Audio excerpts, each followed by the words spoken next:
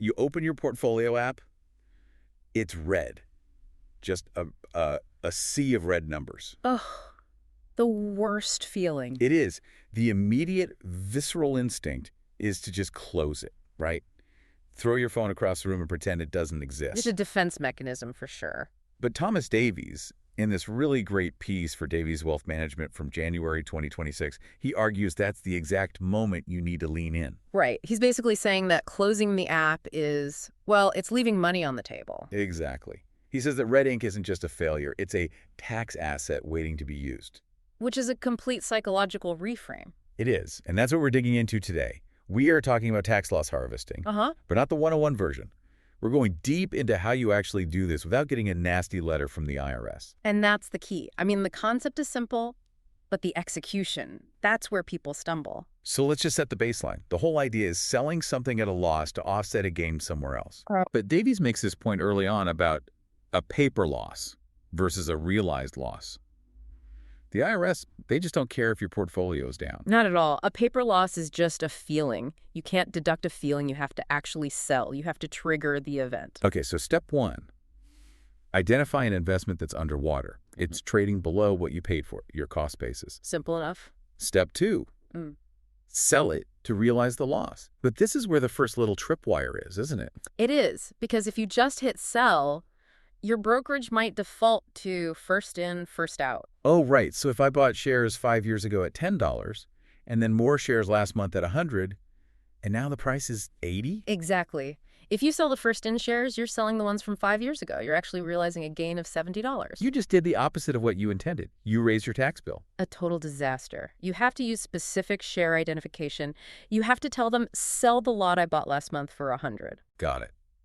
Okay, so we've sold the right shares, we've booked the loss, now we have cash. And this brings us to what Davies calls the cash trap. This is the single biggest risk in the whole strategy. And it's not an IRS rule, it's just market reality. You sell that losing stock and you think, okay, I'll just wait a month and buy it back. But what if the market rallies 5% in that month?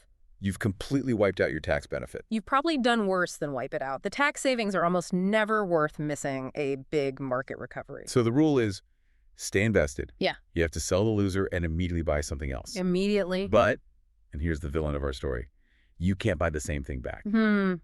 Enter the wash sale rule. The 61-day headache. That's the one. 30 days before the sale, the day of the sale, and 30 days after. So in that window, if you buy a substantially identical security, the IRS just says, nope, loss denied. You did all that work for nothing. Yeah. And substantially identical is a famously fuzzy term.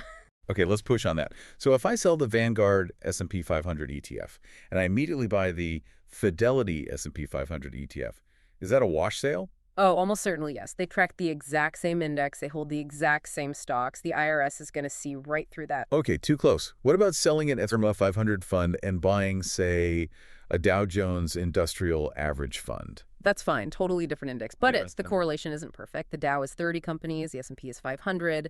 Their performance can drift apart.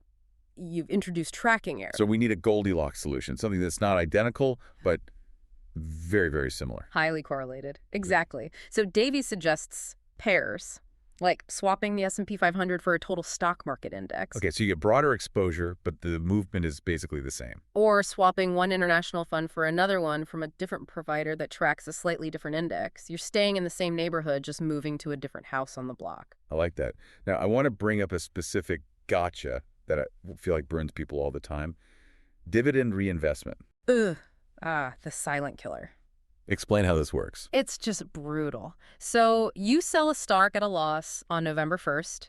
You're being careful. You're waiting the 31 days. Right. But on November 15th, the company pays a dividend. And your account is set to automatically reinvest dividends. So without you even knowing, the computer takes that $50 dividend and buys a few fractional shares of the stock you just sold. Boom. Wash sale. You just triggered it. Now, it usually only disallows the loss on those few shares, but it's a paperwork nightmare. So the pro tip from Davies is simple. Turn off dividend reinvestment for that security before you sell. That is the kind of detail that will save you so much pain later. For sure. Okay, so we've navigated the sale, we've swapped our asset, we've dodged the wash sale. Let's talk about the prize. Why are we doing all The this? savings. We know losses offset gains, short-term against short-term, long-term against long-term. And any excess can cross over. But I want to challenge this a little. The headline benefit everyone talks about is you can deduct up to $3,000 against your ordinary income. Yes, that's the rule. Is it just me, or does $3,000 sound kind of small? I mean, if your portfolio is down $50,000, getting a $3,000 deduction feels like a drop in the bucket.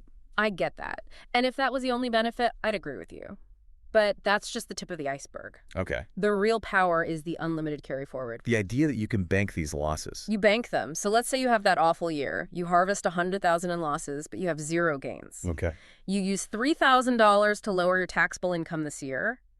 You now have $97,000 of banked losses sitting on your tax return. And those don't expire. Never. They roll forward year after year after year, just waiting. Waiting for what? For your future wins. 3 years from now, you sell a rental property. Or your startup goes public and you sell a huge block of stock. You've got a $90,000 capital gain. And normally you'd owe a massive tax bill on that. But you pull out your banked losses from 3 years ago. And you pay 0. You pay 0. You just use the ghost of a past market crash to protect your future wealth. That's why Davies calls them tax assets. You're literally creating an asset. That completely reframes a bear market. It's not just a disaster. It's an accumulation phase for tax shields. That's exactly it. Okay, I want to pivot to the part of the article that felt the most futuristic to me. Direct indexing. This is the most exciting development in this space in decades, hands down. So break it down. How is this different from just buying an S&P 500 ETF? Well, when you buy an ETF, you're buying a prepackaged basket of fruit. Yeah. You get one price for the basket. If the whole basket goes up, you have a gain. If it goes down, you have a loss. It's binary. Green or red. But inside that basket, some individual fruits are doing great and others are, going a bit soft. Even in a year, the S&P 500 is up 10%. Maybe 150 of those companies are down. But I can't touch them.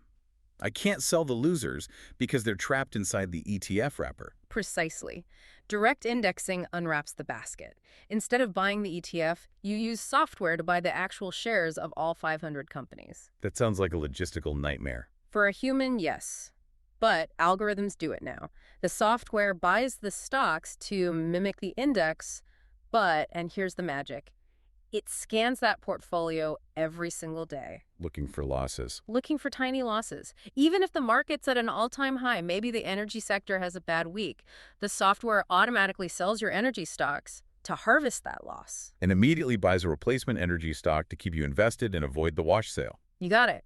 It's micro-harvesting, constantly under the surface.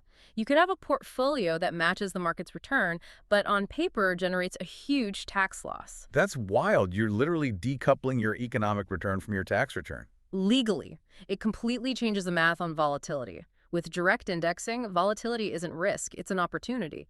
The more stocks bounce around, the more chances the software has to harvest. So this kind of turns the idea of passive investing on its head. It's not just buy and hold. It's more like tax-aware passive. You're passive on the investment thesis, you believe in the market long-term, but you are hyperactive on the tax implementation. And that tax alpha, the extra return from saving on taxes, can be huge over time. It can add 1% or more to your annual after-tax returns.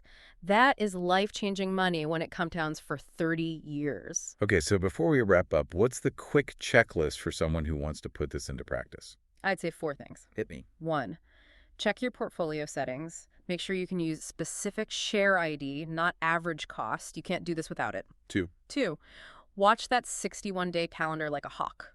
And for goodness sake, check those dividend reinvestment settings. 3, always have your replacement investment picked out before you sell. Don't sit in cash, ever. Swap, don't exit. And 4.